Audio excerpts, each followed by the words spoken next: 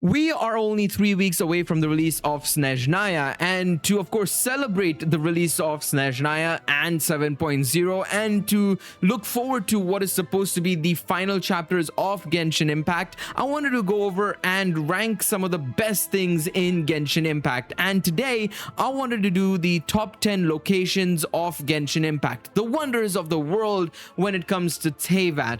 And I wanted to do locations first because I feel like it's usually a very underrated thing. For me, it's one of the best things about Genshin Impact. You know, a lot of people talk about the music, a lot of people talk about the story, the cutscenes, and of course the characters of Genshin Impact, but I feel like the locations are equally as important because they tell a story. You know, be it the fauna, the architecture, the beings, the life forms, the music that is attached to that specific area, they tell a story. And usually it's about the past, sometimes it's about the present, and even a couple of times it can even set things up for the future as well. So for me, locations are very, very important, and it is one of the reasons why I wanted to kind of set things off and start this mini series by talking about the locations of Genshin Impact. Like I said, it's a top 10 list, so let's start off with number 10 on this list.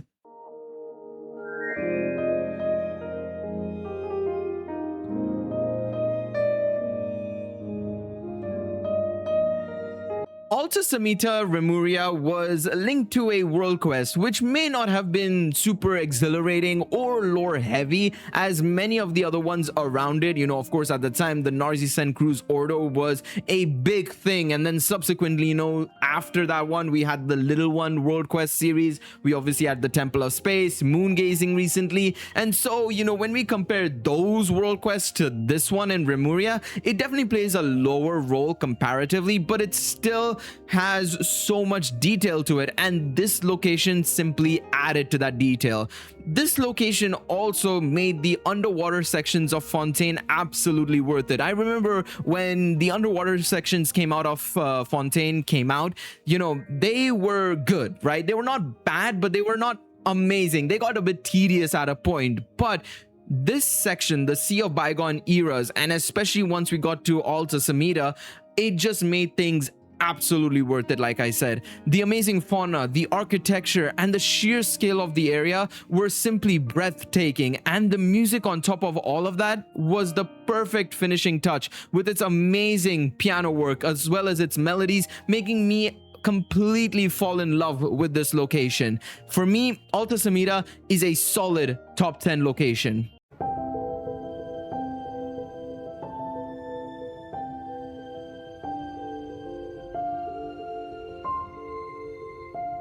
Number 9 was tricky because I knew I wanted it to be Dragonspine, but I just wasn't sure as to what I wanted to do. Did I want the peak of Dragonspine, which was absolutely haunting, right? Because it is the first time we saw the disaster and devastation left behind by the Heavenly Principles in its full authority, basically, right? It was an unforgettable sight. Not to mention, you also had the Heart of Durin, which also showed, of course, something else entirely. The idea of the abyss, and of course what Rhine-Daughter was doing as well, right? I'd love to include all of Dragonspine for its rich history, but as you can see, I've had to narrow it down to 2 things, and it's because of what they represent. The music, of course, adds to that massively, but just simply the idea of these locations and what remains, you know, the celestial nail on top, the Heart of Durin beating up until, of course, paralogism, they were simply a sight to behold when we first came to Dragonspine. And it also shows as well the folly of not only just the gods but humans as well. Of course, the Conrayans as well, they reside within Dragonspine, and to me that is something special.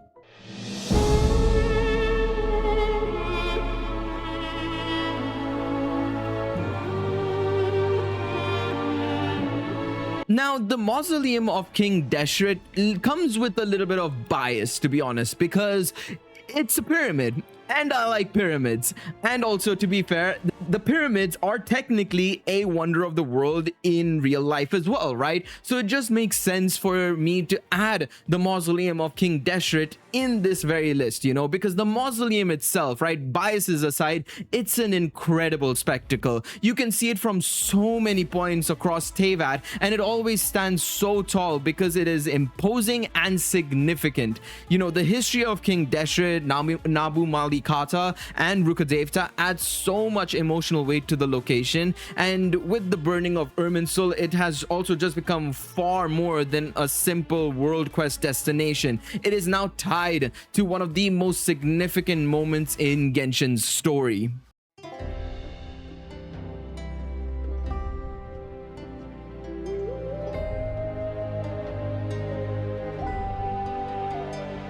Now, I think for this one, right, I think a lot of people would probably rank Natlan's other locations higher, potentially. At least some of them. Maybe Ochka Natlan could go into somebody's top 10 list. Maybe potentially the Vacation Island, I can't remember the name off the top of my head, that could go also into somebody's top 10 list. But to me, the stadium represent everything Natlan was, is, and will continue to be for the foreseeable future, right? It's a nation of people who fight for others, for their tribes, and for their culture. It's where everyone comes to celebrate, mourn, encourage, and support one another. That feeling alone itself makes it fantastic. And the music as well, mind you, when you enter to do your dailies and whatever, I remember the first time I went into that area and then that stadium music started playing, it just gets me so hyped and passionate whenever I come back to it. Every single time. It is simply phenomenal. And to me, like I said, you know, Natlan's story, whatever you might say about it, right? I think the stadium defines that story exceptionally well. It's that feeling of coming together. It's the feeling of unifying as a nation. And that is the beautiful thing about the stadium, and it's why it's in my top 10 list.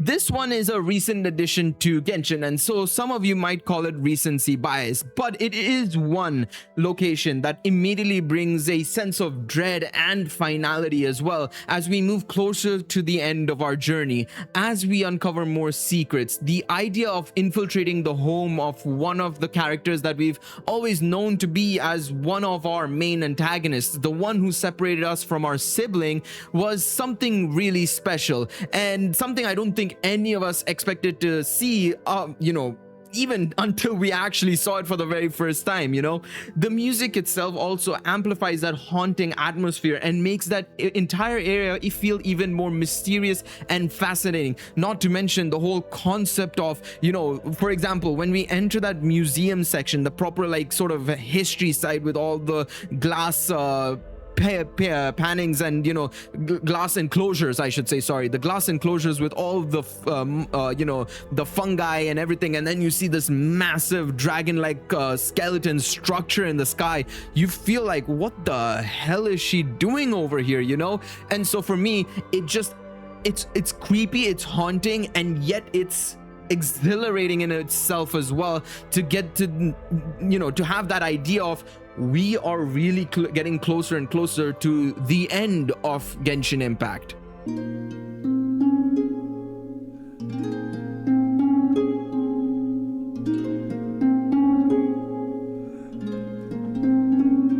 Now, Silver Moon Hall, the home of Columbina and filled with unforgettable memories. Columbina's lullaby, in my opinion, is what makes this, you know, location super high on this list for me, because, you know, that, the beautiful flowers, it just makes it dreamlike. It makes it ethereal in a way as well. You know, I feel like I'd be lying if I didn't announce and say that this area is kind of carried by Columbina herself and the impact she's had as a character, but I think it's exactly that reason why it makes it so special. I was actually deliberating between this and the statue as well, because that also is a big signifier of course, Columbina's history with the region, as well as just the region as a whole. But I do feel Silver Moon Hall takes it a little bit, just because of that, the way the location is structured, along with the music going with it, in my personal opinion. So Silver Moon Hall comes in at number 5.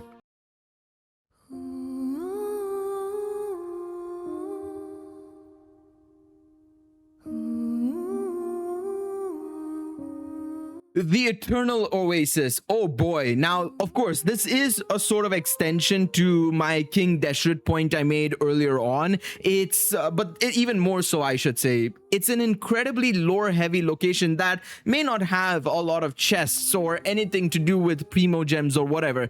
There's not even a teleport waypoint there. You have to actually get the teleport waypoint outside of the Eternal Oasis, and then you enter the Eternal Oasis and walk towards it.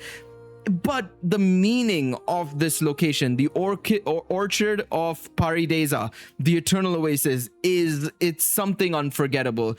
Built upon the divine nail by Deshret for Nabu Malikata, the entire area is made to preserve a single moment in eternity.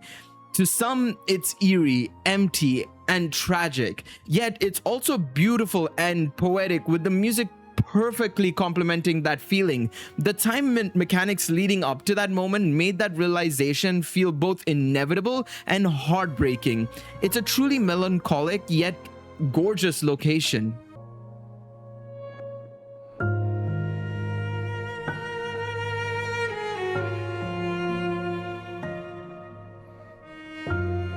Now, this list wouldn't be complete without Enkanomiya. That oh my god moment I had after coming through Serpent's Bowl and seeing the Dainichi Mikoshi for the first time is something I'll never forget. I vividly remember the first words I said is, I love this game. This game is seriously impressing me every single time we come to a new area. That is literally what I remember saying on a Twitch stream eons back now at this point. Exploring the area and uncovering the stories behind this haunting, tragic civilization is an experience that has stood the test of time in Genshin Impact's life.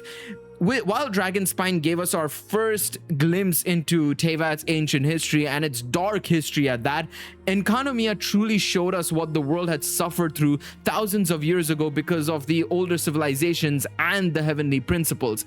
Add to that a soundtrack that perfectly complements its haunting atmosphere and the remnants of a once thriving civilization, it easily earns its place as one of Genshin's greatest locations.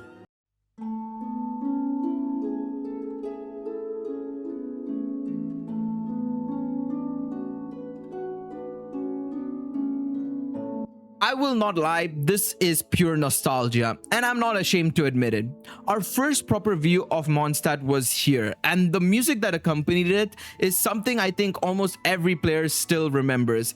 I always say, I never mind returning to Mondstadt, even if it means we're going back to simpler times and characters who maybe not as fleshed out or visually as impressive as newer ones, because it always feels like home. At the end of the day, it is home. And whenever I go to Mondstadt, I usually like going to Starfell Lake, going up to that mountain peak and just overlooking Mondstadt for maybe like a minute or two. Not that long, but at least a couple of minutes, just because I always like remembering the time I started this game. You know, it's 6 years ago, but it just feels like it was only yesterday. For me personally, it's something I always will adore. Honestly, it's the first nation that welcomed us. It's the first nation that wanted to help us, and it's the first nation that will still continue to help us. It's where our journey began, and I don't think that's something any of us will ever forget.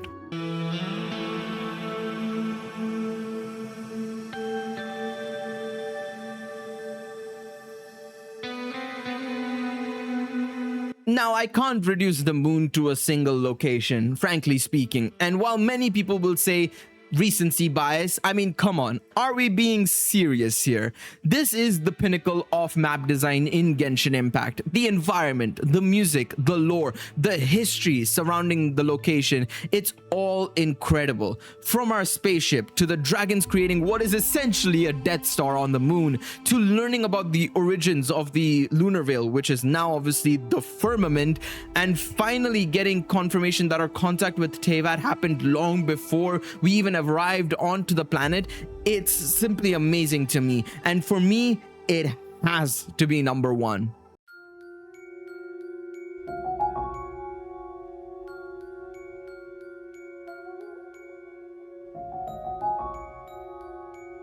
Now, now we come on to some honorable mentions, and to be honest, these honorable mentions could have easily slotted into the top 10, but I decided to remove them for one reason or another, right? And I have two areas in particular that are my honorable mentions. One area, unfortunately, is no longer permanent, but it would easily have slotted into my top 10 had it been a permanent event, and that is, of course, Simulanka. I think Simulanka is, in my personal opinion, one of the best events we've had, of course, right? But I think the locations, the vividness, the colors, the beings that were there, it was like we were reading a fairy tale, and that is exactly, of course, what the game wanted to show us, right? It was, of course, made by Anya, and so it made sense that it was a fairy tale like environment, it was a fairy tale like location.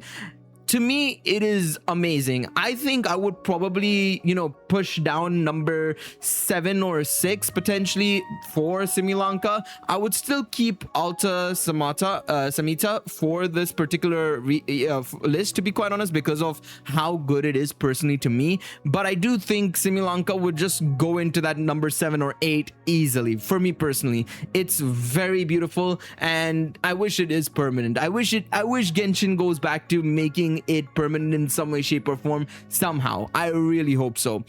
And the other region that I think could have easily gone into the top 10 as well, but I just felt like I don't know, for me it was just missing that little something compared to these other regions, and that is, of course, the ancient sacred mountain. Similar to the Frost Moon in a way, in the sense we get a better idea of what the dragons were actually like, what their history was, the lore behind it. To me personally, it looked amazing, right? Of course, it was the capital of the ancient dragon civilization that was once reigning over Natlan as well, so there was that entire history to go over as well. You had these amazing vistas as well, points of interest that were beautiful to look at. But like I said, I feel like it was just missing a little bit of something to me personally that puts it just behind Alta Semita in the top 10 list. Now, let me know what you guys think of this top 10 list. Do you guys agree, disagree? Let me know your favorite locations in Genshin Impact. It could be something that you like summoning at, it could be something that you like just going and looking at once in a while, or there could be some really heavy lore connotations that you really like about it, and it's the reason why it's your favorite. Let me know in the comment section down below. Thank you guys so much for watching. Next week, same time, same place, we'll be back with another top 10 list, so be sure to look forward to it. Thank you guys so much. I'll see you guys in the next one. Until then, take it easy, everybody. Bye bye.